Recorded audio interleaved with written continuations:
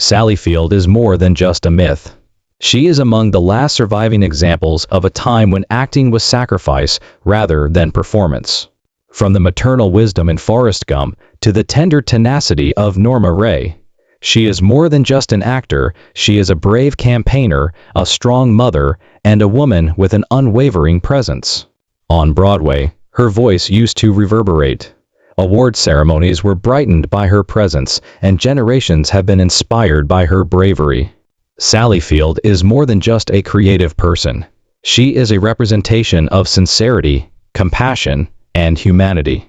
She has remained steadfast at the intersection of suffering and tenacity for over 60 years, transforming one's own pain into enduring art. A representation of tenacity, of a lady forged in the furnace, of unwavering dignity. To illustrate how terrible the storm at age 78 has become, let's take a look at a life full of victories, setbacks, and storms. Remember to hit like before we start as a way to honor this incredible talent. The most eerie moments of Sally Field's life took place in the still airless nooks of a Pasadena home, where silence wasn't tranquility but rather a language of neglect, rather than under the lights of a Hollywood set. Sally was born on November 6, 1946, into a world that was divided between glitz and emotional detachment. Her mother, Margaret Field, was a busy and attractive actress who worked for Paramount Pictures. Richard Dryden Field, her father, was a decorated World War II veteran who was strict and frequently absent. The only foundation Sally had ever known was shattered when her parents split in 1950, when she was just 4 years old. Instead of rebuilding, what came next was molding into something more delicate and silent. Jock Mahoney, a dynamic stuntman whose appeal deterred onlookers but hid a far more terrible reality behind closed doors, was her mother's new husband shortly after. By the time Sally was 13, she was unable to express how the trust a child should have in her caregivers had been betrayed. She disclosed in her 2018 memoir, In Pieces, that her stepfather had crossed extreme emotional and physical lines, leaving her with scars so deep they split something inside of her rather than just bruise the skin. These were not miscommunications. They violated a child's safety, spirit, and feeling of worth, which is essential for survival. Even still, the deeper pain came from somewhere else, despite how terrible these deeds were. From a mother who did not stop it, did not inquire, and did not look. Instead, the girl who ought to have been shielded stood inconspicuously. Later, Sally would say that she felt like a child wailing inside, but no one was paying attention. A statement that still reverberates with an intolerable weight. She was not alone in that silence. She was characterized by it. But she discovered a surprising way out of that enormous mental wasteland. Ambition was not acting. It was a matter of survival. She's seen characters on movie sets where her mother worked reveal things that were taboo in her own household. She sought solace in drama class at school, where changing into a different person meant getting away from the wounded girl. She once remarked, being someone who didn't feel afraid was made possible by acting. Furthermore, those early responsibilities weren't merely drills. They served as lifelines. A talent scout saw her at a high school party in the early 1960s and invited her to try out for Columbia Studios. There was more to that invitation than just a chance. In a world that had been oblivious to her suffering, it was a glimmer of hope. However, the darkness persisted. Sally had to deal with a terrible situation at the age of 17 in 1963, an unintended pregnancy after a brief meeting at a graduation celebration. It was neither closeness nor love. Once more, there was quiet, pressure, and perplexity. Rather than encouragement, she encountered icy disinterest. The person who had betrayed her confidence, her stepfather, assumed full control. He made arrangements for her to be transferred to a dubious clinic in Tijuana, Mexico, on the other side of the border, without any communication or concern. A foreign room, a shaken girl, and a fresh wound that extended well beyond the physical were all that was present. No soft voices, no explanations. Dazed, alone, and further removed from herself than ever, Sally awoke. There was no sign of her mother. This moment became more than regret because of the absence, which hurt more than words could express. It had nothing to do with error. It was about being abandoned and viewed as a problem rather than a daughter. E was deleted. But that pain changed in the years that followed. Her voice was fueled by the same silence that had before choked her. She rose for justice and survival, not politics. Sally Field, motivated by experience rather than theory, developed into a fervent supporter of women's rights. Because she promised that no other girl should have to endure the agony of suffering alone, having experienced it herself. Sally Field refused to allow her story be written by suffering. Rather, she forged it into the fire that would propel her ahead. Armed with nothing but unpolished talent and an unyielding will, she stepped into the unforgiving labyrinth of Hollywood in the mid-1960s.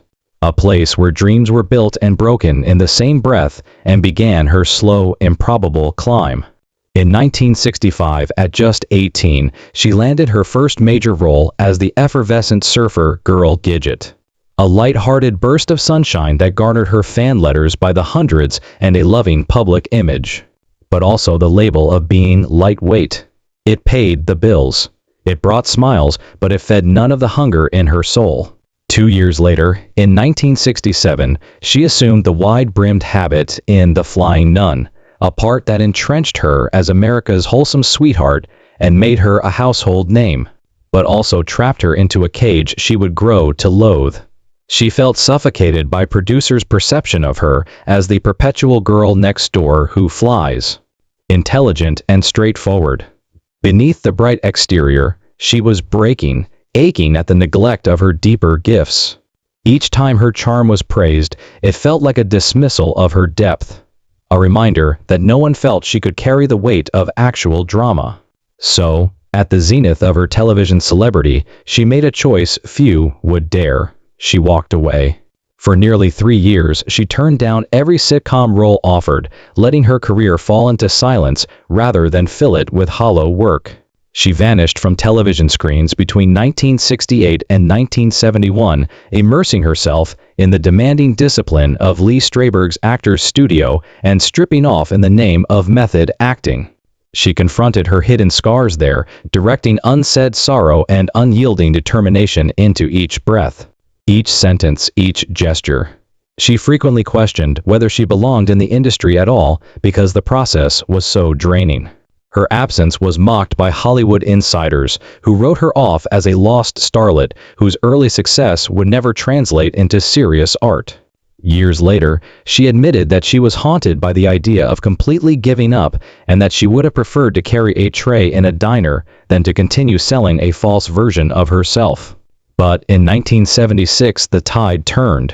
That year, Sybil arrived, a raw, unsettling psychological drama about a young woman living with multiple personalities, each born from the cracks of a traumatic childhood. Sally pulled from reservoirs of empathy and pain that most people could never reach, embodying 13 different selves, each with its own rhythm, fragility, and history. The performance stunned critics, left audiences breathless, and earned her first Emmy Award. She dispelled all stereotypes about herself at that instant, demonstrating to the outside world and to herself that genuine acting came from having the guts to face one's deepest scars rather than from having a flawless smile or polished charm. Sally Field's journey to the top of Hollywood wasn't a smooth, glamorous one. Resilience forged in the furnace of rejection paved the way.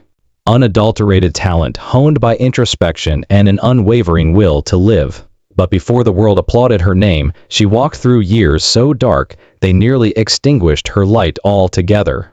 Between 1973 and 1976, in her late 20s, Sally slipped into a silence that was not merely the absence of work.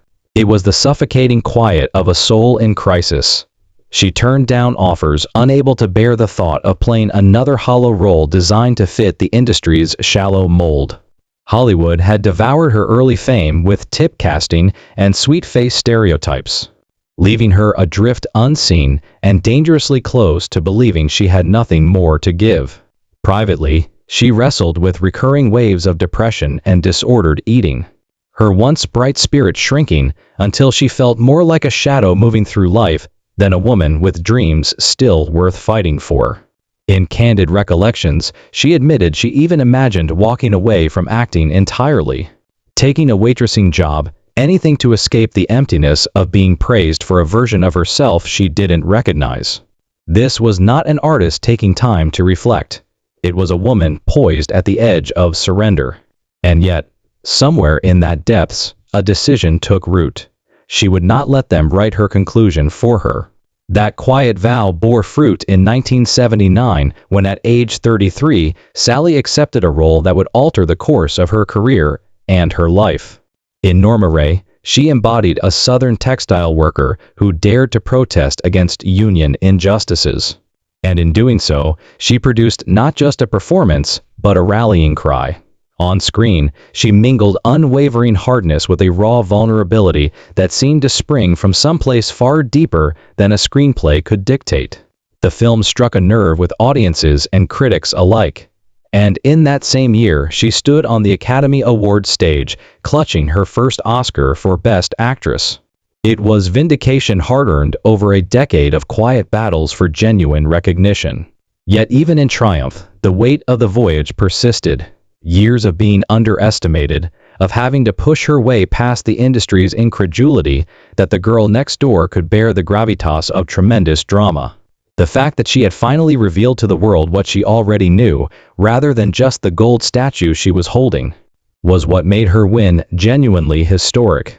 The spirit might be shaken by that genuine acting that comes from genuine scars. The momentum persisted. She ascended again only 5 years later, in 1984 when she was 38 years old. This time, during the Great Depression, she was a widowed mother fighting to maintain her farm. The position required not only skill, but also an unfakeable emotional fortitude. Determined to honor the character, Sally immersed herself in rural living for weeks, adapting to the rhythms, challenges, and physical weariness of the world her character lived. Her impromptu, sincere statement, "You like me. Right now, you like me," during her acceptance of her second Best Actress Oscar became a cultural icon. A condensed representation of years of struggle to be noticed and heard. In the years that followed, her adaptability only increased. She broke hearts as the softly mourning mother in Steel Magnolias 1989 brought comedy and rich humanity to the powerful yet loving ex-wife in Mrs. Doubtfire 1993 and gave one of the most poignant performances of her career as Forrest's loyal mother in the 1994 classic Forrest Gump. But every success carried its own invisible weight. She repeatedly had to fight back against a male-dominated Hollywood that was unwilling to provide women in advanced positions over a certain age. She reminded viewers that strength does not necessarily shout by giving her characters love, depth, and quiet defiance in every conflict. Its voice trembles but never breaks when it talks. Sally again surpassed expectations in 2012 when she played Mary Todd Lincoln in Steven Spielberg's Lincoln. She was 66 at the time. She put on weight, immersed herself in historical research, and delved into the heart of a woman who was both admired and misinterpreted in order to play the part. As a result, she received another Oscar nomination and one of her most praised performances. However, beneath the praise was the emotional and physical toll it took as she struggled with her own uncertainties and bore the weight of historical veracity. But despite that burden, Sally Field once again shown that art built in truth is timeless. Before a woman concludes that loneliness is safer than hope, how many heartbreaks can she really withstand? For Sally Field, love was never the fanciful, idealistic notion that was marketed in tabloids and screenplays. Longing, treachery, and the lingering anguish of unfulfilled promises were all part of this testing ground. Her intimate journey took her through 2 marriages and one of the most emotionally charged romances in Hollywood. However, the arc seemed more like a protracted survival test than a romantic voyage. Amidst the glitter of Oscar nights and the affection of devoted admirers, a woman repeatedly reached out for a love that could shield her without causing her any harm. Nevertheless, she often had to put the pieces of what she had once thought would save her together. Each conclusion, according to those closest to her, left her a little stronger but also a little more wary. Though protected by wounds she never planned to wear, her heart remains open. At first, her first marriage to Stephen Craig, her high school love, appeared to be the stable harbor she had always imagined. It was 1968. At just 22, Sally had just emerged from the dazzling pandemonium of early success, her soul full of possibilities and her face glowing with freshness. She yearned for a home apart from the tumultuous tides of public adoration, scripts, and studio upheaval. A life rooted in peaceful normalcy, a place where she could finally breathe, was what they both imagined. The two sons they had in the following years, Eli in 1972 and Peter in 1969, brought her such intense joy that they became her truest compass. As an antidote to the darker aspects of her background, their laughter reverberated throughout the halls like sunlight she could contain. However, happiness alone was unable to heal the quiet rifts between husband and wife. Craig was drawn in one direction by his goals, while Sally was drawn in another by the relentless demands of Hollywood and her restless nights as a mother.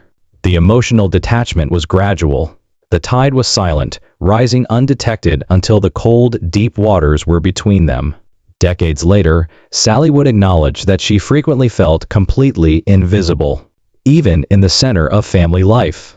I played the role of the devoted wife, but I was disappearing in plain sight, she admitted in her memoir, In Pieces. What should have been a safe haven for her turned into a mirror reflecting her loneliness, her dreams dissolving into a daily rhythm that fed everyone's needs but her own. Their divorce, which was finalized in 1975, was characterized by private grief rather than public scandal. A sobering introduction to the reality that love does not always provide protection and that loneliness can creep in even within the walls you've built together. By 1973, at the age of 27, the marriage had completely fallen apart. In 1977, Sally was already a rising star in Hollywood, still bearing the unseen scars of battles fought in her personal life and career. And it was the first fracture in a long series, but it would not be the last. Then came Burt Reynolds, the man who would set off a collision of longing, admiration, and wounds that would take years to heal in Sally. The connection was fast, almost dramatic in its intensity, infused with energy, laughter, and the type of intoxicating passion that makes you believe in forever. They met on the set of Smokey and the Bandit, and 4 days later, the flame ignited into something furious and consuming. Behind the camera flashes, there was a different story, one written in the language of control, jealousy, and unsaid pain.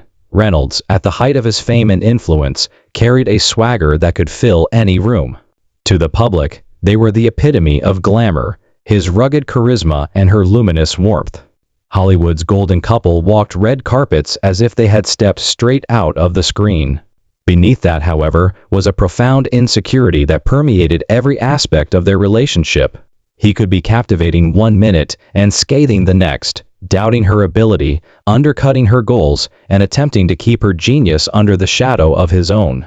He told her she wasn't talented enough when she was offered the role that would define her career. Norma Ray. A decision that would reverberate in her mind years later as she stood with an Academy Award for that exact performance. In a moment that still stings in her memory, he refused to go to the Oscars with her. Aras in 1980, abandoning her to confront the victory by herself.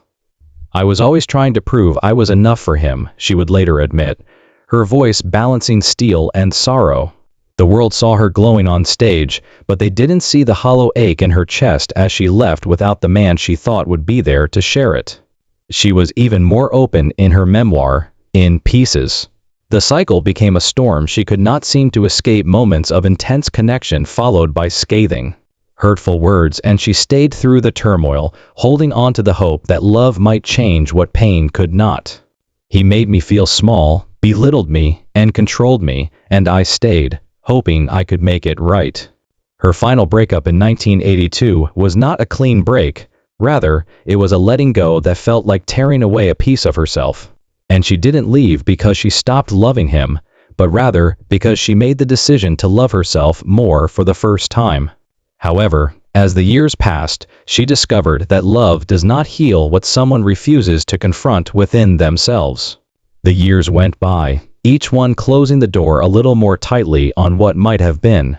Until, near the end of his life, Bert described his voice as older and worn, carrying words she had once heard.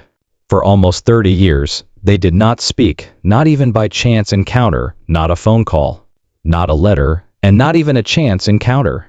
She mourned him, not just the man, but the decades they lost to pride, fear, and the inability to meet in the middle. You were the love of my life, but the years had changed her heart. It was too late, she wrote. I had carried the weight of his love for too long, and by the time he offered it freely, I had already set it down. In 1984, at the age of 38, Sally Field took another risk by marrying producer Alan G-Man, whose steady manner and respect for her craft seemed to promise the kind of calm she had long been searching for. Sally's story lands like a quiet thunder for every woman who has been told too little, too late, reminding us that timing can be the cruelest part of love and that sometimes survival means walking away from the very thing you once thought you couldn't live without. 3 years later, in 1987, they welcomed her third son, Sam, who was a moment of pure joy and another anchor in the shifting tides of her life. During those early years, their partnership felt different, less turbulent, and more grounded, as though life had finally offered her a safe harbor after decades of emotional storms. When Sam came out as gay decades later, it was a revelation that brought them closer together rather than causing them to grow apart. And for Sally, it strengthened her voice as an ardent supporter of LGBTQ+ rights and expanded her concept of unconditional love. The slow erosion of connection, the kind that leaves you sharing a home but living in different emotional worlds, was what broke their marriage, not scandal or betrayal, she reflected in interviews. I felt like I had finally found quiet waters with Alan, but even then the tides pulled us apart. Over time, the stillness she had hoped for gave way to the familiar undercurrents of unmet needs and quiet dissatisfaction. When Sally was 48 years old in 1994, she finally saw the indications she had previously disregarded in her youth. And this time she knew the difference between walking away in defeat and walking away in self-preservation. So she made the decision to walk away in self-preservation. In a 2024 interview, she joked, "I've never been good at choosing a spouse." Their divorce signified not just the end of a marriage, but also the start of a new chapter in which she no longer stayed for appearances out of fear of being judged or to avoid being alone. Sally Field never stopped believing in love, she just stopped losing herself in it. Her humor was a soft mask over the silent pain of remembering, but beneath the grin was the reality of a woman who had endured the sweetest delusions and the sharpest edges of love. There is no script to follow, no man to please, no silent concessions to make, just Sally. Whole, weathered, and wise. Her romantic journey was never tragic. Today, in her late 70s, she lives a full life in ways that no romance ever made it. Her home is a haven of laughter, surrounded by her 3 sons and 5 grandchildren. She spends mornings caring for her garden, afternoons writing, and evenings watching old movies in the soft glow of lamplight. In the end, the most radical love she ever found was probably the one she claimed for herself, the kind that says, "I am enough," without apology. It was a long, winding transformation, with each heartbreak helping her to better understand her value and each farewell teaching her that love should never come at the expense of one's soul. But after the shrapnel of heartbreak, the silent breakdown of marriages, and the long, cold exile from the promise of love, life dealt her one last, unexpected blow just when she thought the storm had finally passed. By the fall of 1988, at the age of 42, Sally Field believed she understood the shape of danger. Nothing in her long list of survival skills prepared her for the sharp, unblinking terror of October 29, 1988. It started like any other journey, routine, harmless, and threaded with routine. She boarded a private jet owned by television icon M.V. Griffin.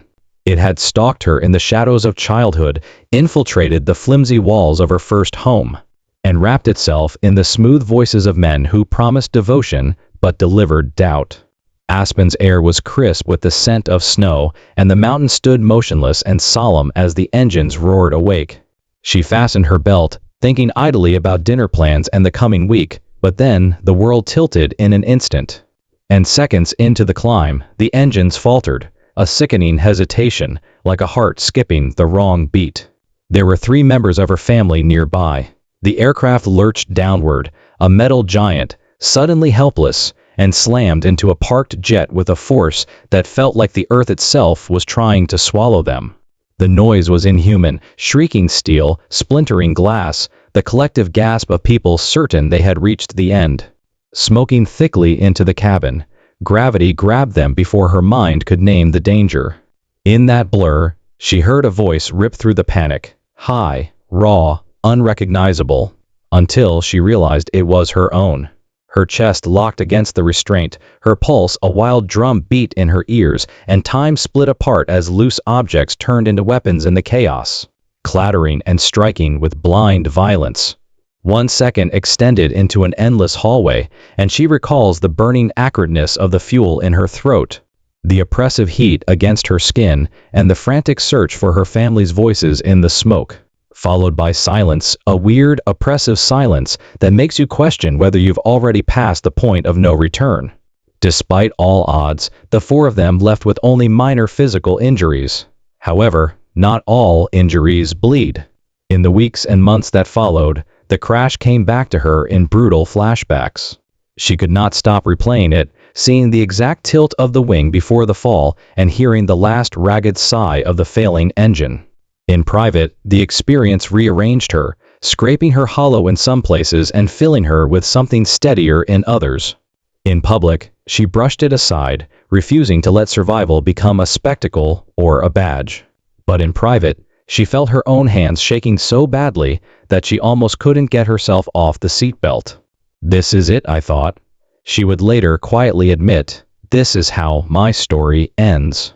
However, it hadn't ended. And that became the pivot point around which the rest of her life revolved. Surviving what felt like the last chapter made every subsequent page feel sacred. The never-ending quest for Hollywood's approval, the pain of a failed love, and the career doubts that once plagued her all paled in comparison to the gift of a single life saved. Friends saw it before she did. If her story has touched a tender spot in you, if it has evoked a memory, provided solace, or reminded you of your own strength, please share it. Tell us in the comments which aspect of Sally Field's journey most resonated with you. She is more than just a legend. She is a living example of how suffering can create strength, and beauty can emerge whole and luminous from the pieces of a broken past. And there is still so much worth remembering, so subscribe and remain with us if you want to continue hearing stories that are important. Stories that contain both the suffering and the triumph of the human spirit.